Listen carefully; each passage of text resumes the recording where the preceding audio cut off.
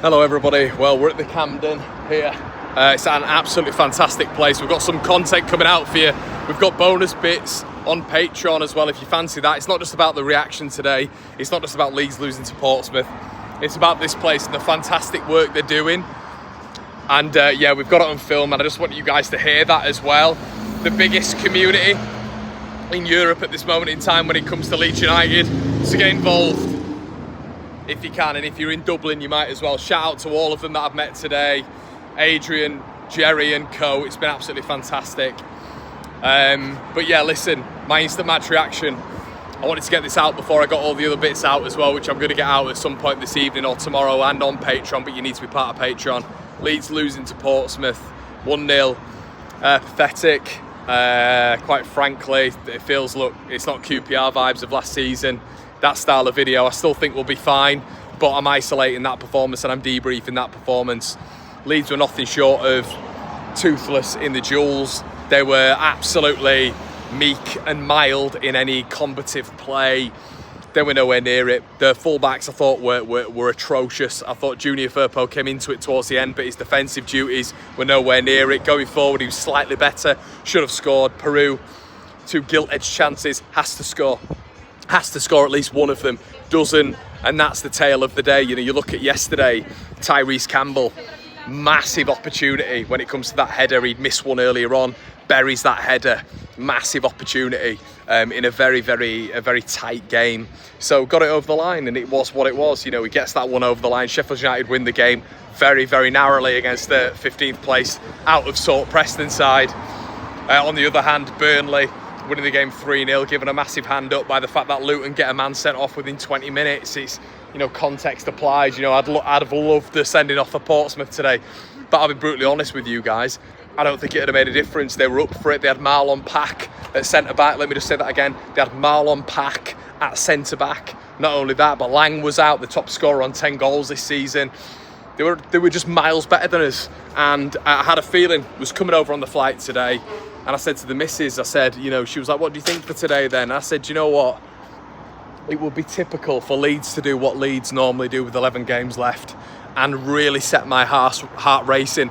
And that's what they have done now. They've put the cat amongst the pigeons. They have allowed Sheffield United, they have allowed Burnley right back into it. And it's a right race now. It's going to be a right race now. What do I think? And this is why I'm not panicking too much. I still think Leeds have got enough to get promoted, and I still think we will get promoted. It's a little bit of a, ooh, you know, Joy Division, let's get that vinyl out again. But no, it's not, I don't feel like that, I'll be honest with you. I still feel really confident with this side. I think we'll bounce back against Millwall. Our home record is fantastic. QPR though, that's a big worry today.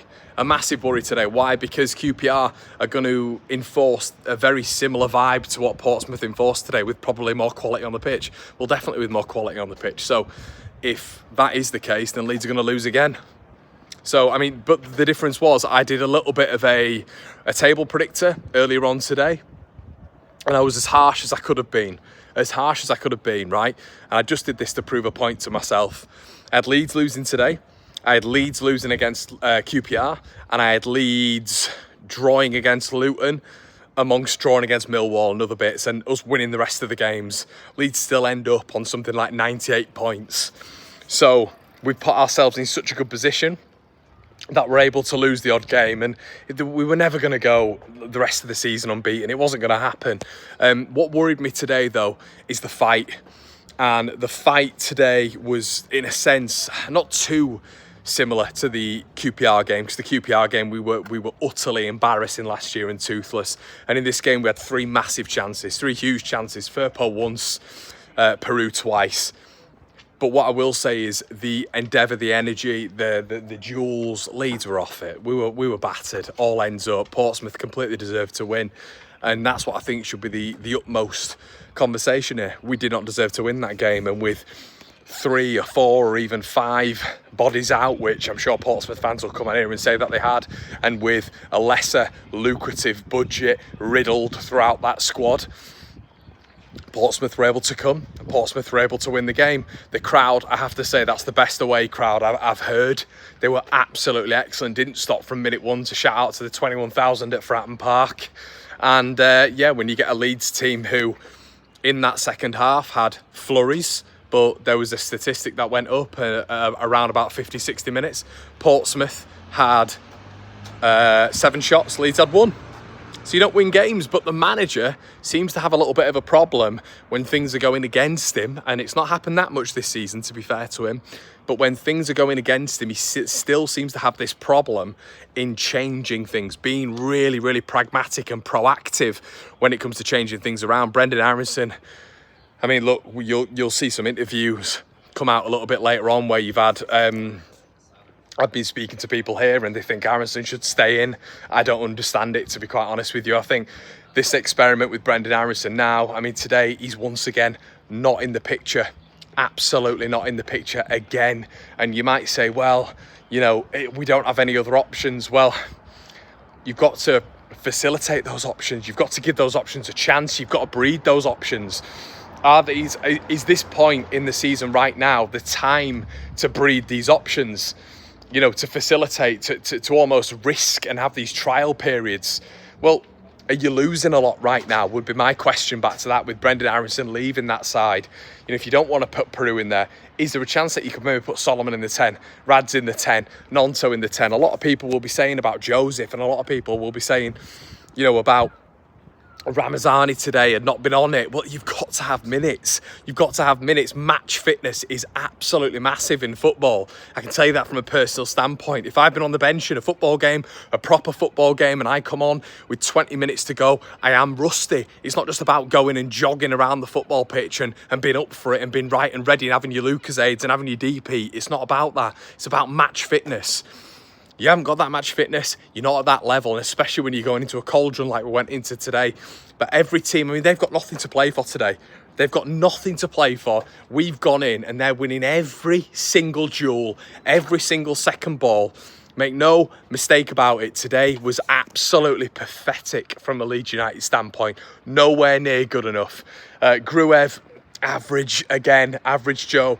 But once again, we've called it out on this channel, and it's not popular to do so. This is why you subscribe to the One Leeds fan channel, because we will 100% call out when certain favourites are nowhere near good enough. This is another game, by the way, in the last month where Altanaka's been completely off it, was getting intercepted, was losing his battles, was losing his duels, was actually really complacent, I felt, on the ball in certain situations, was thinking he had 10, 12 seconds on the ball, and he wasn't. They were right on him, and I absolutely love that from a Portsmouth perspective. Leeds have got to come into these games a little bit less complacent for me.